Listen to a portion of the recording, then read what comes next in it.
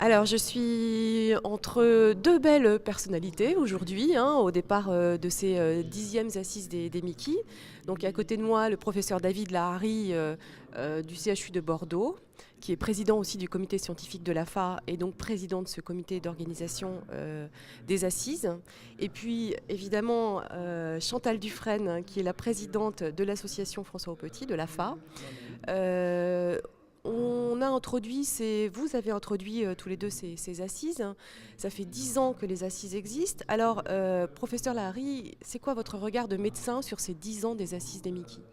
Les Assises des Mickey, c'est une réunion qui est devenue en très peu de temps un incontournable. Et ça permet de réunir tous les gens qui s'intéressent aux maladies inflammatoires chroniques de l'intestin, les patients, l'AFA, les médecins qui sont des spécialistes parfois de centres experts, mais également tous les collègues de médecine libérale ou de CHG qui sont intéressés aux maladies inflammatoires. Et en 10 ans, finalement, que de chemin parcouru, puisqu'on répond à des attentes, à des questions sans cesse renouvelées. L'actualité dans les Mickey, elle est riche. Et on a besoin d'avoir maintenant ces assises. Donc on a passé 10 années, mais à mon avis, on est parti pour un long bail. Alors, Chantal Dufresne, votre avis d'éminente représentante des associations, de l'association de patients? Oui, mon avis, c'est que c'est quelque chose d'assez extraordinaire parce que ce n'était pas gagné finalement, les 10 ans déjà. Et au départ, je me souviens de débats un petit peu houleux pour savoir quel était le rôle de l'association dans ce genre de congrès. Comme à l'époque, on se demandait quel était le rôle du patient expert. Or maintenant, le rôle de l'association, nous sommes devenus incontournables dans ce genre de congrès, comme le patient expert est devenu incontournable, en train de devenir une formation, un métier. Donc c'est une très belle réussite qu'on doit, comme le disait le professeur Lahari, à cette belle synergie. Et une petite pensée aussi pour le premier président du comité d'organisation, donc le professeur Gendre. Et voilà, 10 ans déjà, une belle réussite.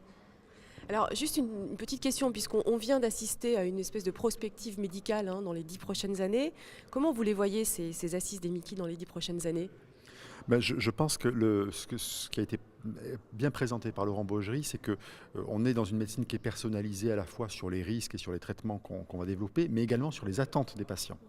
Et de plus en plus, il y a une relation de partenariat qui se crée entre un médecin et son malade. C'est le fond de l'éducation thérapeutique, ça, hein, qui va permettre aux deux de s'enrichir l'un l'autre pour trouver la meilleure solution, la meilleure issue.